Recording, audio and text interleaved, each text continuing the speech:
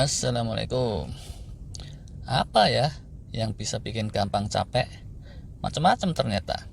Gangguan jantung bisa, jalan kaki dikit aja gitu udah biru ngap-ngapan. Bisa juga karena gangguan paru-paru. Bisa juga gara-gara gangguan liver, ginjal, mau tipes juga bisa, hepatitis, hipertensi, gula darah, seterusnya. Habis makan kekenyangan terus capek, itu aja juga ada. Sebaliknya juga ada, tiap hari lauknya tahu tempe aja terus capek juga. Kang Bejo gitu ya, dia itu sering capeknya malah gara-gara disembur oleh istri sehari-hari. Giliran istrinya sakit gigi, ternyata mertuanya datang. Biasanya yang didelegasikan itu pekerjaan kantor, ini kok soal sembur menyembur malah bisa juga didelegasikan. Kubrat. Intinya di sini yang bisa bikin gampang capek itu macam-macam. Nah, tapi kalau kata Dr. Stephen Gundry, ada satu sebab yang tipikal, banyak benar kasusnya, tapi seringkali tidak disadari. Orang itu jadi gampang capek, sering capek nggak puguh karena leaky gut. Kalau masalahnya itu paru, jantung, atau gangguan liver, atau kebanyakannya tadi itu, termasuk yang disembur sama istri mertua, kalau diperiksa dokter bisa langsung ketahuan sumber masalahnya. Artinya capeknya itu bukan capek nggak puguh. Sedangkan kalau leaky gut tadi, diperiksa darah bisa oke-oke aja. Periksa paru oke, jantung oke, tekanan darah, gula darah, otak, saraf semua oke, tapi kok dikit-dikit gampang capek. Lah, jadi terasa nggak puguh. Tua maupun muda, kalau kena leaky gut itu bisa gampang capek dan capeknya capek nggak puguh. Nggak tahu ding ya tadi. Kalau yang disembur istri mertua tadi, dokter meriksanya sampai ke sana apa enggak? Dokter Gundry bilang, amat sering terjadi orang yang gampang kecapean, exhausted, fatigue, dan diperiksa darah, paru, jantung, liver semua oke. Akar masalahnya ada di saluran cerna. Leaky gut tadi itu, atau secara bahasa kedokteran, intestinal permeability, apa gitu. Kuman, virus, bakteri yang mestinya terkandangi di usus kita saja di saluran cerna lolos keluar kandang. Atau bisa juga kayak gangguan GERD itu ya, asam lambung yang keluar kandang rembes ke tempat yang tidak semestinya. Kok bisa sih gara-gara leaky gut orang jadi gampang capek? Apa yang terjadi? Menurut Dr. Gundry, kelelahan itu muncul disebabkan karena tubuh kita bereaksi dengan menyiagakan sistem imun dan segenap sumber daya. Dan dia amat menguras energi sehingga badan, otot, dan otak jadi kurang energi, terus jadi lemas, fatigue, lemah, low energy, exhausted kayak gitu. Hal yang sama tuh ya kalau kita kena virus, entah virus flu, demam berdarah, covid, atau apa gitu. Kalian jadi ngerasa lemas kan ya? Terasa malas ngapa-ngapain, malas mikir, malas bangun, malas melek. Tapi kalau dikasih duit miliaran sih ya tetap aja nyamber. Bakat alam sih kalau itu. Orang awam bilang, ya lemes itu tuh gara-gara virusnya.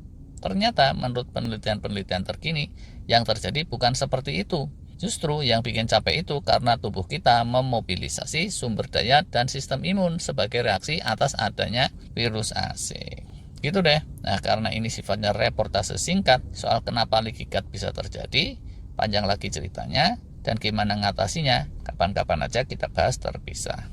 Di googling sendiri juga bisa, tapi intinya untuk sekarang, cermatilah kata kunci ini, leaky gut. Kalau kalian ngerasa gampang capek, padahal secara pemeriksaan darah, paru, jantung, liver, ginjal tidak ada masalah berarti, terus dokter yang meriksa kalian pun jadi bingung, maka tinggalkanlah dokter itu sejauh-jauhnya. Kalau enggak, lucu sih. Masa kalian malah mengharapkan bisa dapat advice dari orang bingung? Kayak Mas Paijo gitu, tetangganya Kang Bejo yang tadi itu. Udah jelas dokternya garuk kepala, sama dia masih aja dimintain advice, dan segala omongannya dia turutin. Terus dokternya bilang, alhamdulillah mas, periksa darah oke semua, paru jantung oke, pala juga nggak ada yang benjol atau memar, cuma rada peyang dikit. Kayaknya sampean ini masalahnya cuma kekurangan mikronutrien tertentu. Lah terus sama si dokter Mas Paijo itu dikasih multivitamin dan mineral. Gubrak tuh. Kalau masalahnya leaky gut terus dihantam sama multivitamin mineral konsentrasi tinggi, bukannya sehat malah bisa tambah parah. Karena alaminya manusia dan gut mikrobiom di perutnya, kalau dapat vitamin mineral itu bukan dalam konsentrasi tinggi kayak begitu.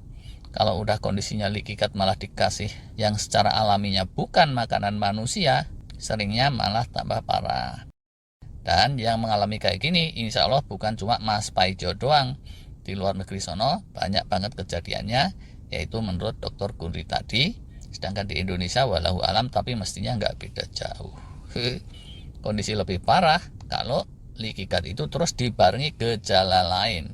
Oh, ini ada batuk pileknya segala, virus flu ini kayaknya, jebret. Terus oleh dokter dikasih antibiotik lah. Akar masalahnya yang bikin capek leaky gut tapi malah dihantam sama antibiotik. Itu seperti rumah udah kebakaran malah disiram bensin.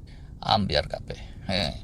Kalau orang umurnya udah 45 tahun atau lebih, sering kan ya, raport check up-nya itu ada merahnya, entah asam urat, gula darah tinggi, hipertensi, kolesterol, atau apapun bentuk lainnya. Begitu diperiksa darah, ceting, dokternya melihat kolesterol yang di atas normal misalnya. Langsung kacamata kuda tuh biasanya. Oh, ini kolesterolnya nih yang bermasalah mas. Langsung aja dia kasih statin atau obat apa gitu. 2 minggu kemudian diperiksa lagi, kolesterol cuma turun dikit, tapi kondisi gampang capeknya malah menjadi-jadi. Terus dokternya bingung lagi. Bingung melulu ini dari tadi. Kondisi bukannya benar malah jadi bedru. Keparahan ini akan jadi berlarut-larut kalau kemudian tidur kalian jadi keganggu. Dan kalau ini berlarut-larut untuk waktu yang lama, Masya Allah, yang semula urusannya sekedar leaky gut, lama-lama jadi leaky brain. Yang semula sekedar masalah fisik, lama-lama jadi gangguan fisik dan mental, na'udzubillah. Mohon maklum, sekali lagi mohon maklum, dokter-dokter ahli kelas dunia aja, itu masih rada jarang yang bisa cak-cak menyimpulkan soal gangguan saluran cerna dan leaky gut ini. Jadi, kalau kalian keserang gejala cepet capek atau gampang lemes, hati-hatilah. Udah gitu, masalahnya lagi, andaikan pun dokternya mencurigai ke arah sana, leaky gut ini bukanlah seperti alergi yang dikasih antihistamin 1-2 tablet langsung mereda. Leaky gut ini untuk penyembuhannya amat perlu waktu, perlu kesabaran, dan perlu disiplin. Kalau enggak, bisa enggak sembuh-sembuh pula walaupun sudah ketemu inti permasalahannya. Oke deh, untuk sekarang segini dulu. Insya Allah kapan-kapan bisa kita sambung lagi lebih mendetail. Kalau mau dengerin langsung serinya Dr. Gundri yang lebih ilmiah, linknya ada di deskripsi. Terima kasih.